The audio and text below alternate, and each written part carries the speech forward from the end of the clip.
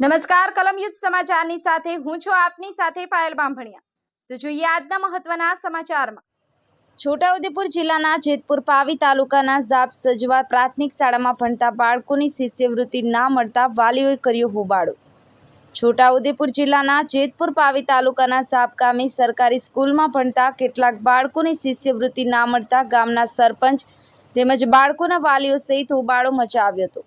જ્યારે આદિવાસી બાળકોનું શિક્ષણ ઊંચું આવે તે માટે સરકાર દ્વારા કરોડો રૂપિયાના ખર્ચે કરવામાં આવતા હોય છે, પરંતુ કેટલાક એવા પણ બાળકો હોય છે જેઓને તંત્રના વાકે લાભથી વંચિત રહી જાય છે।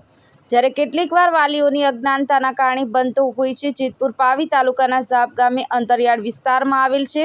આ ગામમાં આજથી 7 વર્ષ પહેલા આ ગામની શાળા તો જર્જરિત હાલતમાં હતી। વર્ગખંડના પિલરો પણ ઊભા અને છૂટા હતા અને દિવાલોમાં મોટી મોટી તિરાડો પડેલી હતી। તેવી સ્કૂલમાં બાળકોના જીવના જોખમે શિક્ષણ મેળવી રહ્યા છે, જ્યારે તંત્રએ તેની નોંધ લીધી હતી અને આ ઝાપ ગામમાં નવી નિશાળ બનાવી હતી। જ્યારે આ સ્કૂલમાં શિષ્યવૃત્તિ બાબતે સવાલો ઊભા થાય છે। ગામ લોકો દ્વારા મીડિયા ટીમને બોલાવી હતી અને આટલા બધા બાળકો છે, તેઓની પાસે યુનિફોર્મ લેવાના પૈસા પણ નથી। જો સરકાર દ્વારા શિષ્યવૃત્તિ મળે તો બાળકોને સવલત મળી રહે તેવું વાલીઓએ જણાવ્યું હતું। બ્યુરો રિપોર્ટ મુકેશ જે રાઠવા, કલમ યુદ્ધ સમાચાર, છોટાઉદેપુર। 2 વર્ષે ચાલે તો એના લગભગ 21-22માં કરાયું હતું। 22-23માં યુનિફોર્મ નથી કર્યું। હવે 23-24ની અંદર આપણે એક પણ યુનિફોર્મની અંદર કે ગણવેશ હોય તો એક એનો નિયમ પ્રમાણે આપણે સ્કૂલનો લોગો પ્રમાણે કે એમનો નિયમ પ્રમાણે એક ભાગ છે કે આપણું બાળક યુનિફોર્મમાં આવે તો એને પોતાને ખ્યાલ આવે કે કેવી રીતે રહેણી કરને સચવાઈ રહે, શિસ્ત સચવાઈ। મેડમ, આજે બીજા આક્ષેપ કરી રહ્યા છે લોકો કે શિક્ષણ ન જોઈએ, તો શિક્ષણની અંદર એવો આક્ષેપ કરી રહ્યા છે કે શિક્ષણ નબળું છે। એ વાત ખોટી છે કે અહીંયા જે જાબ સ્કૂલના 1 થી 5 ધોરણના બાળકો જે ભણે છે એટલા ટેલેન્ટ થાય છે કે CATમાં જ્ઞાન સાધનાની અંદર પણ પાસ થઈને બહાર જાય છે।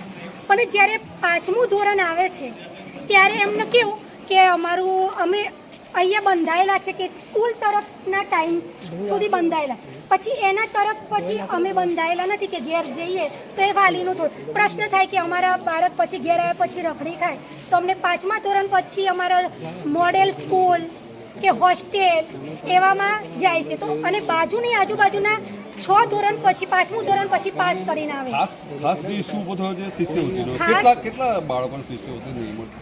લગભગ મારી પાસે 161ની મેં ઓનલાઈન કરેલી છે। 161નો મારી પાસે રેકોર્ડ છે। એમાં કેટલાના આધાર કાર્ડ લિંક ના હોય, એ લિંક ના હોય તો પણ સરકારના નિયમ પ્રમાણે જ્યારે એ વાલી આધાર કાર્ડ સાથે લિંક કરીને આવે છે તો બીજી ઓટો પણ એ શિષ્યવૃત્તિ પડી જાય। એ લગભગ 20 બાળકો જ હોય, વધારે નહીં હોય સાહેબ। અને એમાંય લગભગ બીજું ખાસ કરીને જોવા જઈએ તો આજે જે વર્ડ પડેલો છે, ઘણા સમયથી પડેલો છે, જોખમકારક લાગે છે? એ સાહેબ જોખમકારક હતો, પણ એમાંય અમે અમારા પ્રયત્નો, સરપંચ સાહેબના ઘણા પ્રયત્નો સારા હતા કે ગામ તરફથી પણ 2